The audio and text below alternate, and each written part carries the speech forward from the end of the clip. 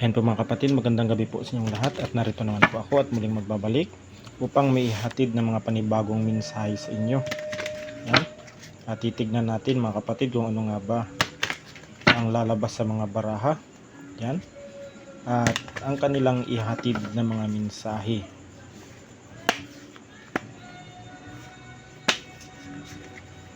Katay ng 3. Ayan. At kukuha tayo ng 7 baraha lang muna. 1, 2, 3, 4, 5, 6, 7.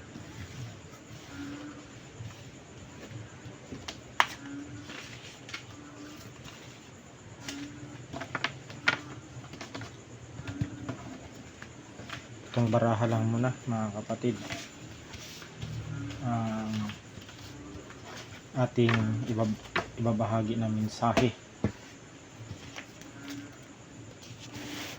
Unang-una siguro mga kapatid, love message muna ito. 9 of Swords. Yan. May mga ngayon, may mga feminine ngayon na nakikita ko, o mga masculine na nasaktan sila sa mga nangyari sa kanila, o saka meron ditong bago lang ang kanilang break up mga kapatid. Naghiwalay sila o di kaya hindi nagkaunawaan. Meron ditong hindi pa naka-move on sa sitwasyon na kanilang dala-dala ngayon o kanilang kinakaharap. Ito ngayon, tignan mo mga kapatid, yung mga espada ay nakatarak, talagang ramdam talaga nila yung sakit na nangyayari sa kanila naghiwalay sila ng kanilang partner, mga mag-asawa, yan, mga boyfriend, girlfriend, yan, naghiwalay sila. Meron ditong hindi pa nakaka-move on sa sitwasyong ito. Yan, talagang sariwa pa ang sugat sa kanilang puso na nararamdaman nila ngayon. Yan, itong King of Pentacles, ito mga kapatid, ang mensahe ng King of Pentacles na ito ay siguro may mga bagay kayo siguro na hindi na pagkaunawaan o hindi na pagkasunduan, kaya siguro kayo ay napagdesisyonan siguro ng isa sa inyo na itigil muna ninyo ang inyong relasyon dito kasi masyado ng toxic ang inyong mga relasyon at hindi na maganda. Yan.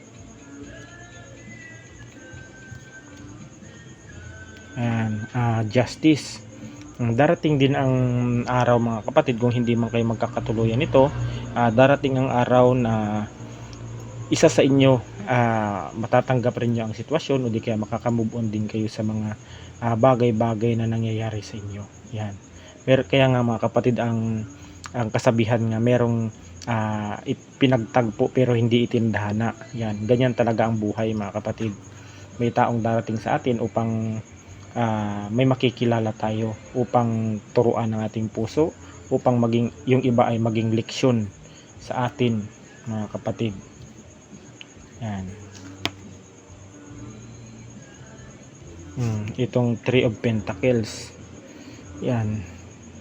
Isa dito mga kapatid ay talagang ang masasabi dito sa barahang ito ay talagang yung nakikita ko dito sa baraha ay talagang ang universe din talaga ang may tadhana na paghiwalayin din kayo dahil hindi na maganda ang inyong relasyon o pagsasama dito. Siguro na rin ng universe na nahihirapan din kayo sa inyong sitwasyon, sa inyong kalagayan sa buhay. Kaya siguro nakikita ko dito na napagpasyahan na lang siguro nyo na magkanya-kanya na lang dito sa mga mensaheng ito.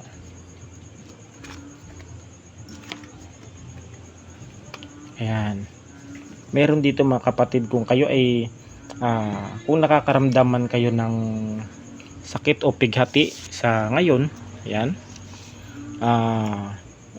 nakaramdaman kayo ng sakit o pighati ngayon, darating ang araw mga kapatid, makaka-move on kayo dito. Ayan.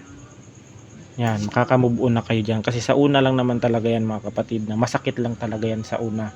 Yung sitwasyon na naghiwalay kayo, hindi kayo nagkaunawaan, naputo lang inyong komunikasyon, o di kaya napagpasyan talaga ninyo na maghiwalay na dito. Kaya darating ang araw, makaka-move on kayo dito. Mauunawaan ninyo ito mga kapatid, at parang mabubunutan kayo ng tinik sa inyong lalamunan dito pag kayo ay naka-move on na. Kasi makakapag-isip-isip na din kayo dito mga kapatid eh. Yan.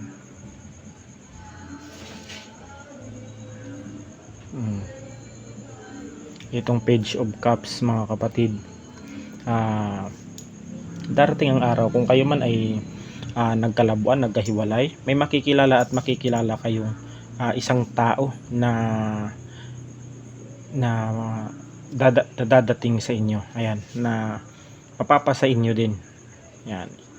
Yan, kung sino man yung dumating na yan, ay wag na ninyong pakawalan. Kung kayo man ay nakaharap sa separating situation ngayon, wag na ninyong pakawalan kung meron mang dumating sa inyo. Ayan o. Pag makakahanap din kayo mga kapatid ng taong magmamahal sa inyo ng tapat. Ayan, makikilala niyo ang lalaki para sa inyo o babaeng para sa inyo. Ayan. Ano-ano nga ba yung mga zodiac sign na niloko? Ayan yung mga zodiac sign. Mga kapatid, tingnan natin mga kapatid kung ano yung mga zodiac sign. Itong Scorpio, yan yung mga niloko o nakaranas ng ganitong problema. Yan. Itong Cancer, yan, at saka Leo, yan ang nakaranas niyan. At ito yung mga name ng mga taong nakaresonate dito. Ayan po yung mga letra. Yan. Bubunot lang tayo mga kapatid ng 7 letra. Unang-una ay E. Yan. Kung sino man ang nakaresonate nito, ayan po ang unang-unang pangalan. M. Yan. M. S. Yan po mga pangalan na nakaramdam ng ganitong sitwasyon. T. Yan. A. Yan po mga pangalan nila. N.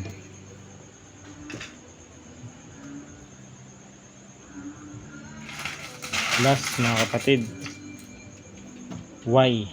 Yan po yung mga pangalan ng mga taong niloko o naloko mga kapatid, na humaharap sa ganitong sitwasyon. Ayan, yung mga meron din dito ito yung mga isa din na Scorpio, Leo, at saka itong Leo, yan, itong Cancer at Scorpio. Yan mga kapatid, yung mga mensahe ngayon, at hanggang dito na lang, at God bless us all.